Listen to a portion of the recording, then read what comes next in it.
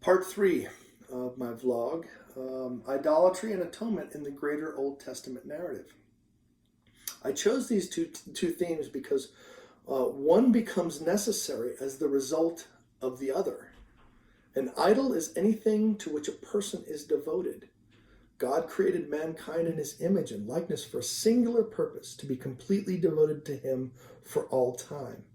His intention was to create a loving relationship between him or himself and those whom he created, that would place him at the center of his creature's devotion, thus bringing glory to himself.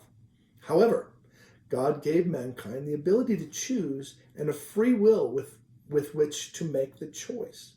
Mankind chose wrong, deciding to have a life without God in charge instead of one of obedience to God. So man shoved God off the place of devotion in his heart, and the void that was left was filled by all manner of things, idols to which mankind skewed his devotion. God calls this sinful rebellion, and it brings upon man the just judgment and wrath of holy God. The theme of idolatry is constant throughout the Old Testament narrative. The Israelites always seem to be looking for anything but God to fulfill their needs. Deuteronomy 7, 1 through 6 outlines the dire consequence of mixing with foreign nations that Israel was supposed to to dispossess from the promised land, and the false worship that these nations would bring to their sons. The Israelites failed to comply with this command, and idol worship existed in one form or another throughout their history. Judges 2, verse 3 says, "Their gods will be a snare for you." This plague upon the people of God would result in severe punishment, as God would drive them from their promised land into exile to be ruled over by foreign kings. And ultimately, Israel would never be completely free of the foreign rule or their idols until God made a way for all men to be freed from sin. The wrath incurred because of the rebellious heart of man spoiled the plan that God had for his creation. God became righteously indignant of the disobedience of his people. Sin had impregnated the entirety of mankind and was poisoning the justice that God had imbued into his creation. The nature of God is to be holy and just. Because God is just, he had to judge. He demands justice. Justice demands that atonement, the paying of a ransom, be made so that the wrong incurred might be reconciled. Mankind is sinful in perpetuity and cannot of himself repair the damage that his sinfulness has brought. However, God is merciful, and he desires for the broken relationship to be made whole again. So God created a way for sinful man to be reconciled. In the book of Leviticus, God outlines a series of sacrifices that people could make for atonement of their sins. In chapter 1 through 7, a series of sacrifices are given for various offenses made against God.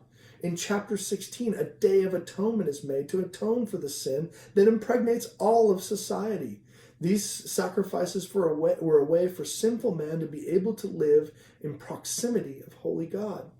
Lifeblood was given to purify the sin from the land and the people, and the death of the animal would substitute for the death that would appease the wrath of God that sinful man deserved.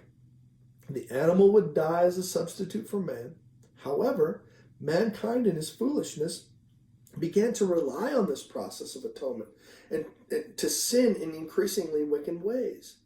Therefore, God rejects their sacrifices. The prophet Amos aptly describes the situation. "Even though you offer me your burnt offerings and grain offerings, I will not accept them. And the peace offerings of your fattened animals, I will not look upon them." The process had been corrupted, and the Israelites were thrown into exile. Yet God has a plan, and the prophet Isaiah tells of it in his beautiful oracle in chapter 53. Verse 5, "He was pierced for our transgressions, and he was crushed for our iniquities. Yet it was the will of the Lord to crush him. He has put him to grief when his soul makes an offering for guilt." And verse 12, "Yet he bore the sin of many and makes intercession for the transgressors." Animal sacrifices could never atone completely for the sin of man. Only God could pay the price to atone for sin forever, and Isaiah foreshadows the enactment of that plan.